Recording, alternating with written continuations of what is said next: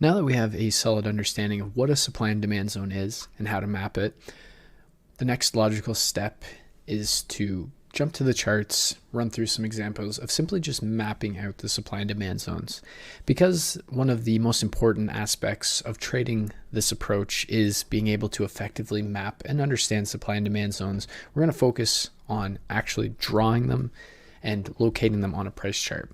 Now, one thing I want to stress before we get into this particular video segment is I'm going to be focusing solely on mapping out supply and demand zones. I don't care necessarily at this point in time what happens to the right of the chart, if the zone is respected or if it's not respected or anything like that.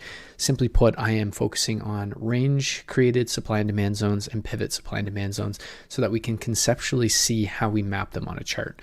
What we'll be doing in future videos as we navigate our way throughout the course content is we'll be building on this knowledge.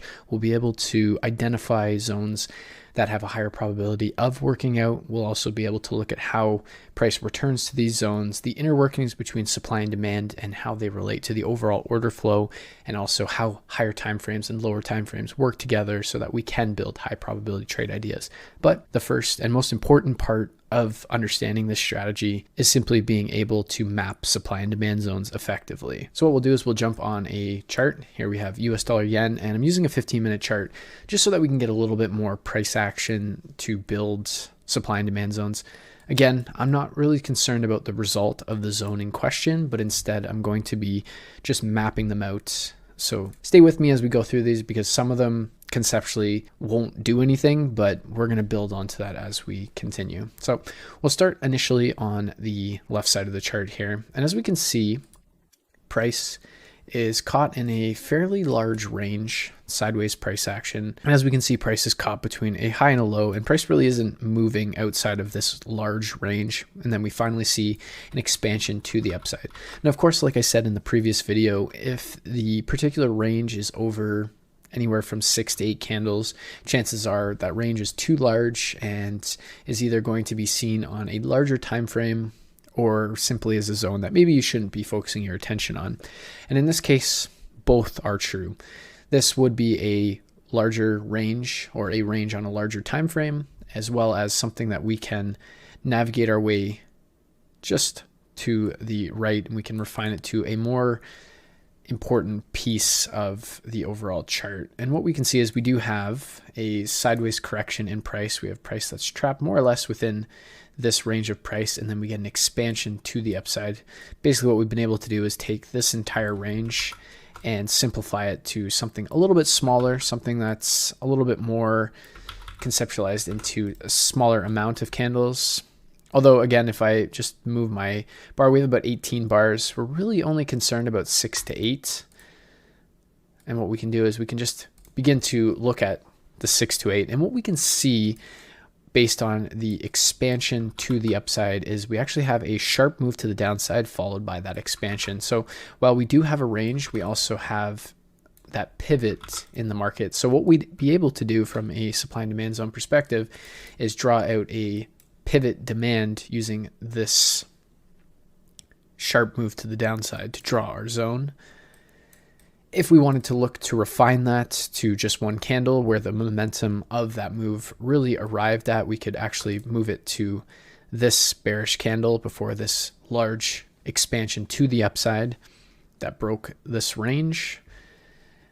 And we'd be able to mark that as our demand zone. I'm going to leave it as the entire pivot, as this is the move, this sharp move to the downside that created that expansion to the upside.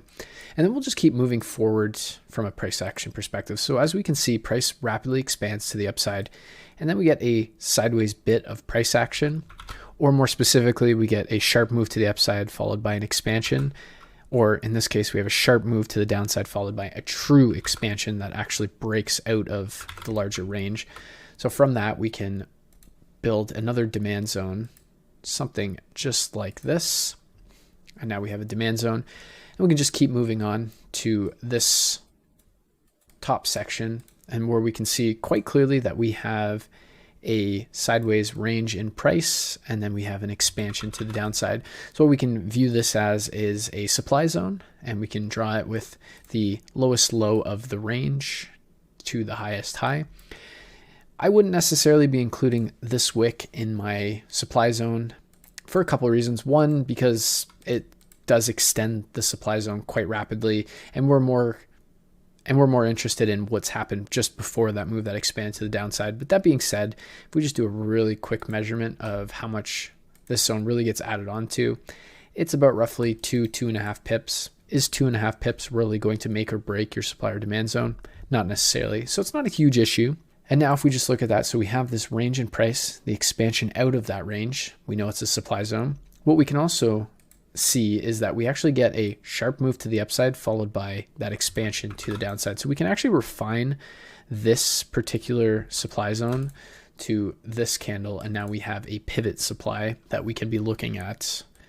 And then we can see that price expands to the downside and continues on. And then what we can see is as price interacts with this demand zone, we do get a reaction. The reaction is not successful and price does continue to break to the downside. And in future episodes, we'll explain why the likelihood of this demand zone holding was not overly high. But again, for now, we're going to primarily focus on just drawing out supply and demand zones so that we can just understand the inner workings behind the charts. So when we look at this, what we can see is, again, we have a range in price. We can see that price is caught between this high and this low. We're getting that price action, and then we get an expansion out of that zone. So what we can actually do is we can draw it from the lowest low to the highest high of that range, or more specifically, we could also just factor in this pivot in price as a pivot supply zone. So we had our range, just grab that. We have our range created supply.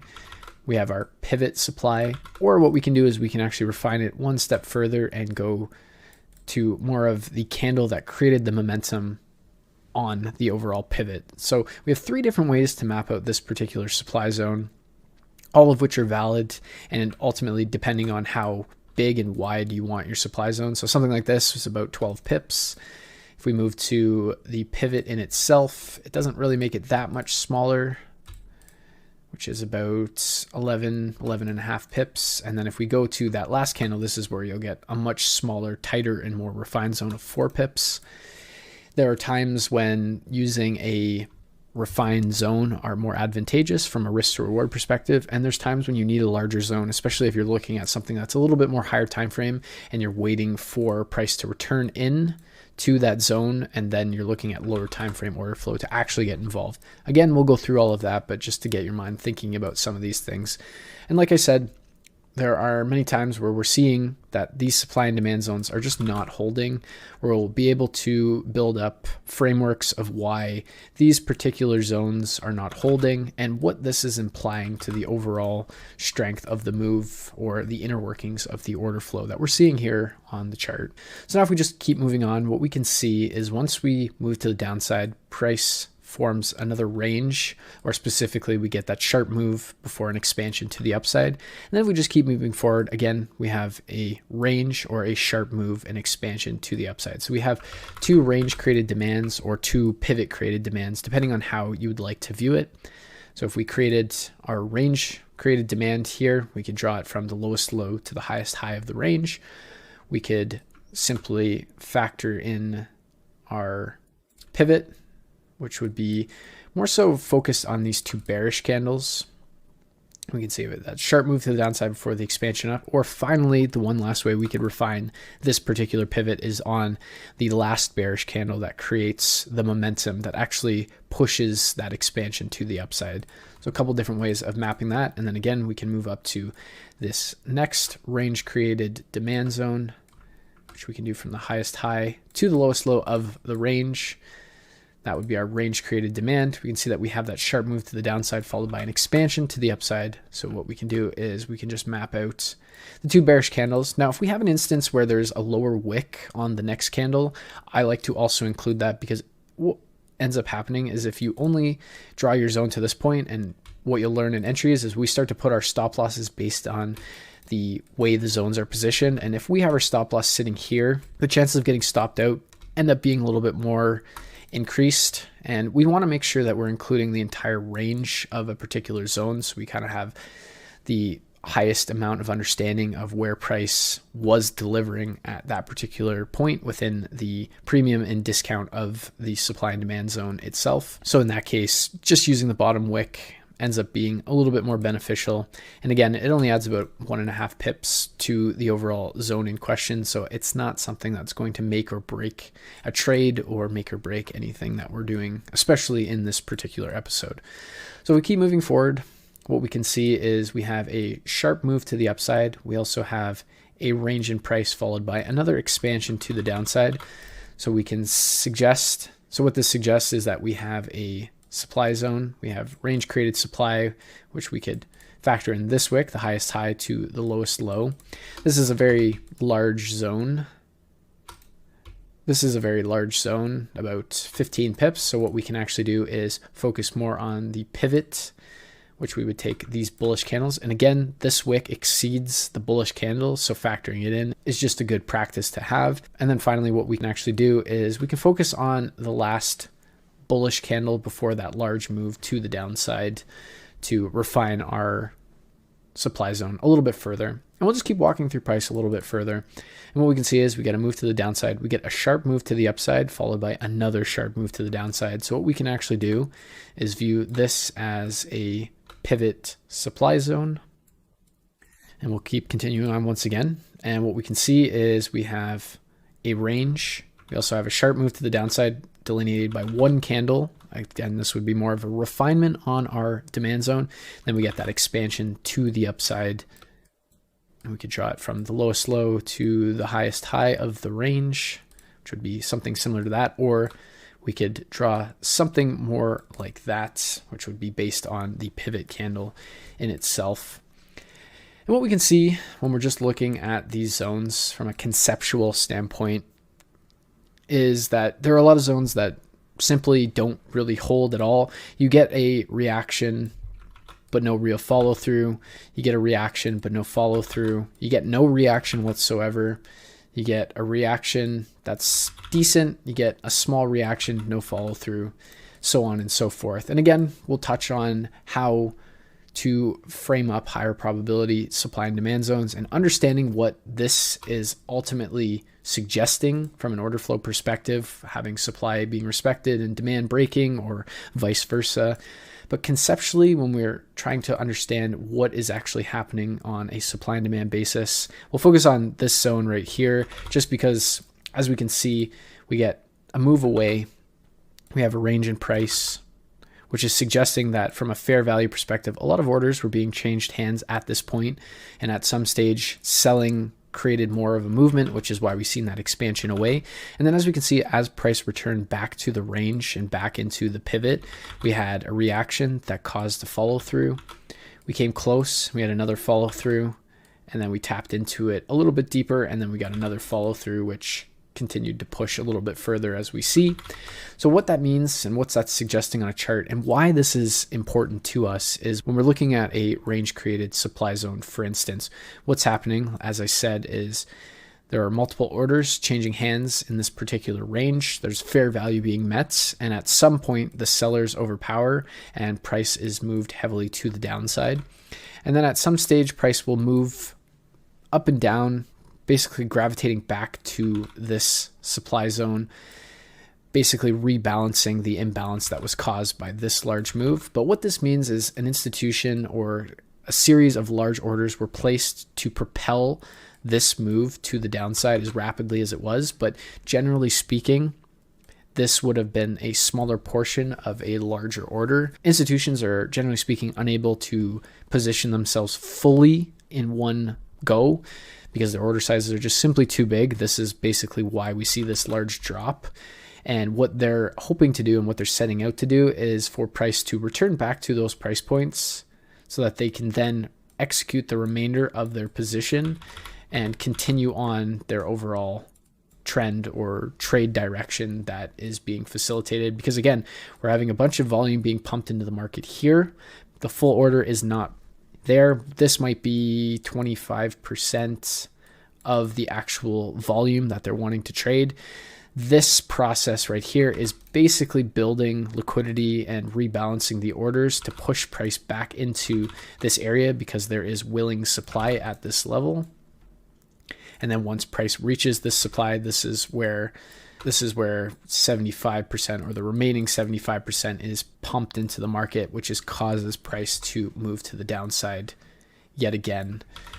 And in a nutshell, this is what we're attempting to identify, and this is what we're attempting to create trades based off of. We are identifying the framework that institutions or large series of orders are being placed in the markets, and that's why we see ranges in price or sharp moves, pivots, that then create an expansion to the upside or the downside.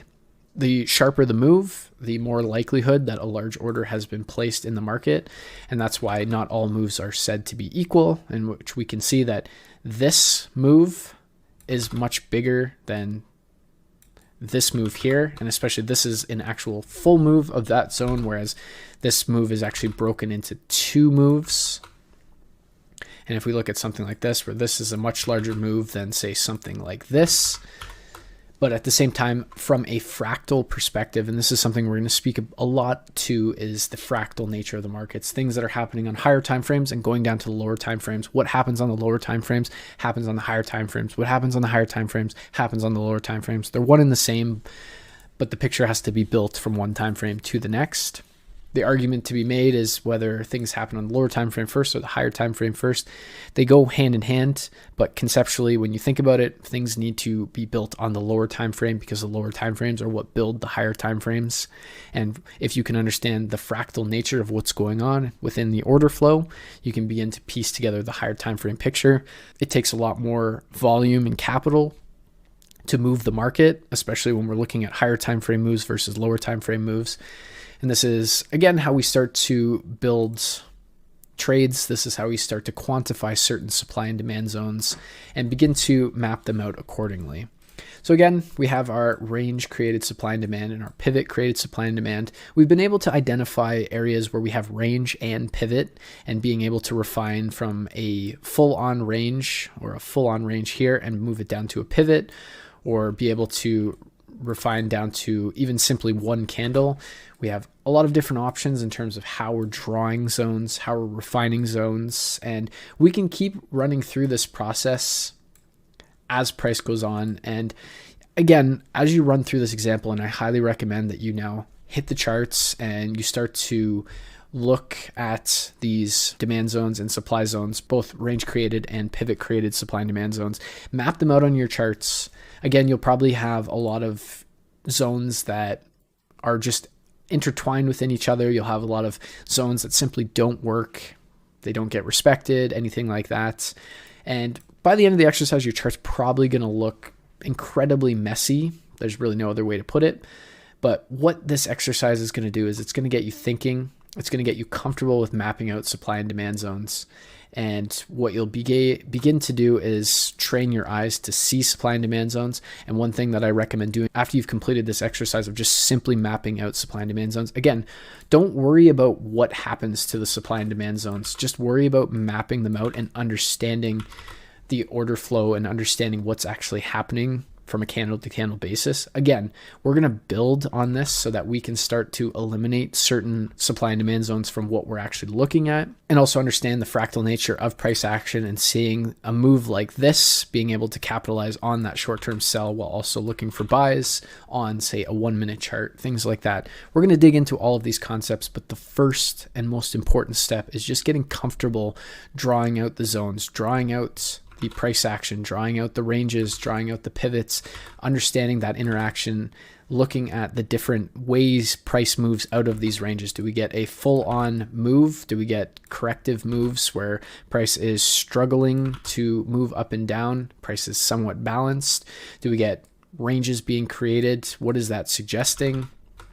Are we in between two more outer supply and demand zones? And then what is this price action in the middle suggesting? Because if we look at this in the concept of supply and demand, we have our top range, our bottom range. We have an equilibrium point, and price is moving in a larger range. And again, we're on the 15-minute time frame. So if I were to move up, what we would see in this bit of price action is a range. And this explains what's going on in these smaller time frames, but now we're seeing the price action within it. And as we can see, when we look at the price action within it, we're looking at that equilibrium point, or the fair value between supply and demand. We can see that price is gravitating towards this. And this is exactly what's happening here. And this is explaining the fractal nature of what we're trying to convey here. But again, I'm getting a little bit ahead of myself. I want to build the foundation slowly, and I want to build it effectively. Now, what I want you to do after you finish this video is go straight to your charts and just open up a blank chart. It doesn't matter which currency, commodity, index, or whatever it is that you want to look at. Open up a chart, any time frame, and just start mapping out supply and demand zones. Now, of course, if you go to something like a lower time frame, like a 15-minute, a 5-minute, a 1-minute, you're going to have the opportunity of seeing a lot more supply and demand zones. There's going to be a lot more data and price action that you can study, but this is prevalent from the monthly all the way down to the 1-second chart, and you're going to see it. And really the process and the point of that exercise is to train your eyes to be able to see these very quickly and be able to, from that perspective, just map it out in your mind what's happening behind the scenes. Because again, we've been able to identify a apex demand zone and apex supply zone. We're seeing that price isn't really moving between it. Then we see that we have a larger range that's happening, say, on a 15-minute. So go to your charts, map out all of the supply and demand zones that you see using the references in the previous video. Have the infographic that I've created on another monitor or readily available that you can refer back to as you're navigating through the charts, so that you're comfortable with mapping out these supply and demand zones, so that you're able to see them, you're able to understand what's happening, you're able to draw them, you're comfortable in drawing them, and you just get better at identifying them quickly and efficiently, so that we can continue moving on and building on those pieces.